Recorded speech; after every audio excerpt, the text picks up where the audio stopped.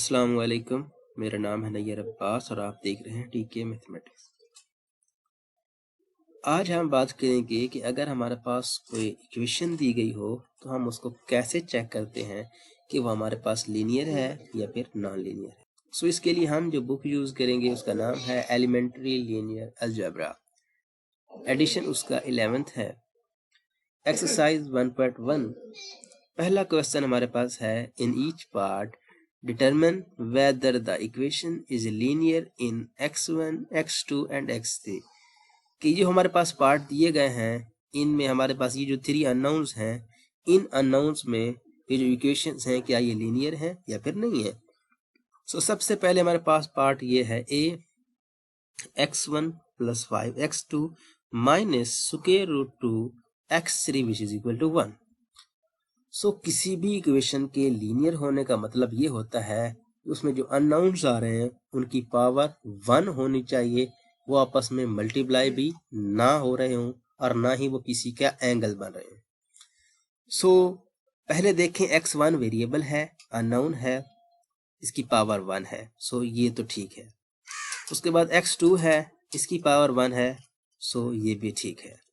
x3 है, इसकी power भी 1 है, सो ये भी ठीक है। तो तीनों वेरिएबल्स, तीनों अननोन, इनकी पावर 1 है, ठीक है। सो ये एक लीनियर इक्वेशन है इन x1, x2 एंड x3। ये हमारी लीनियर इक्वेशन की कंडीशन को सेटिस्फाई करते हैं।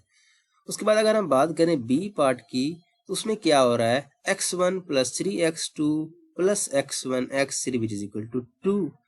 x1 की पावर 1 है, x2 की पावर 1 है, x1 की पावर भी 1 है और x3 की पावर भी 1 है।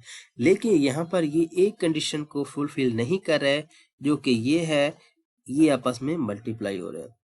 हमने पढ़ा था कि हमारे पास कभी भी अननोन्स आपस में मल्टीप्लाई नहीं होंगे और उनकी पावर 1 होगी। यहाँ पर ये आपस में मल्टीप्लाई हो रहे हैं, खा इनकी पावर 1 है लेकिन ये मल्टीप्लाई हो रहे हैं, ये मिसबिहेव कर रहे हैं। तो उसका मतलब ये हुआ कि ये नॉन लीनियर इक्वेशन है, लीनियर नहीं है। उसकी रीजन ये है कि ये आपस में मल्टीप्लाई हो रहे हैं, सो ये नॉन लीनियर हो गई।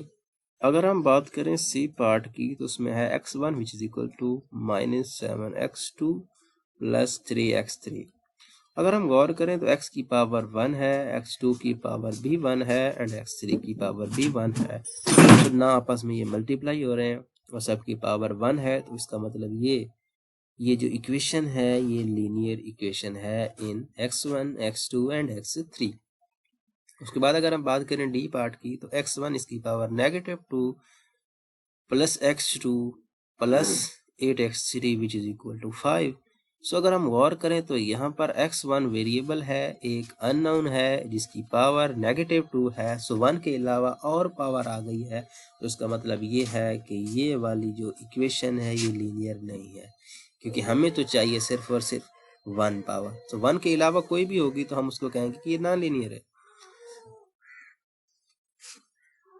सो इन द सेम वे ये जो इक्वेशन है, इस इक्वेशन में x1 की पावर 3/5 है जो हमें कबूल नहीं है, हमें सिर्फ और सिर्फ चाहिए 1। सो x की पावर 1 के अलावा कुछ भी होगी हम उसको कहेंगे ये नॉन लीनियर है, ये लीनियर नहीं है।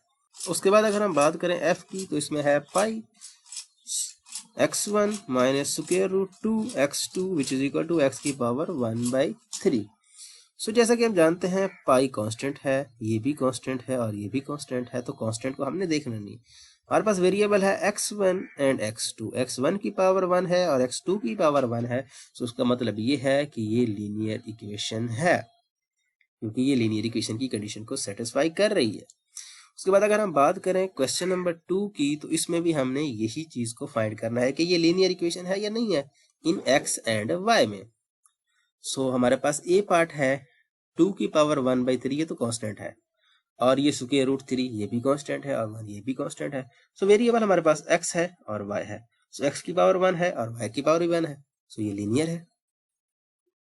उसके बाद अगर हम b पार्ट की बात करें तो 2 की पावर 1/3 और y की पावर 1/2, बेसिकली स्क्वायर रूट का मतलब क्या होता है 1/2 power.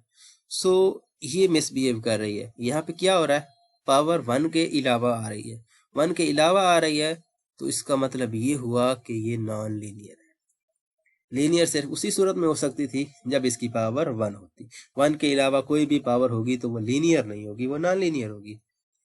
So C part cos pi by 7 x minus 4y which is equal to log 3.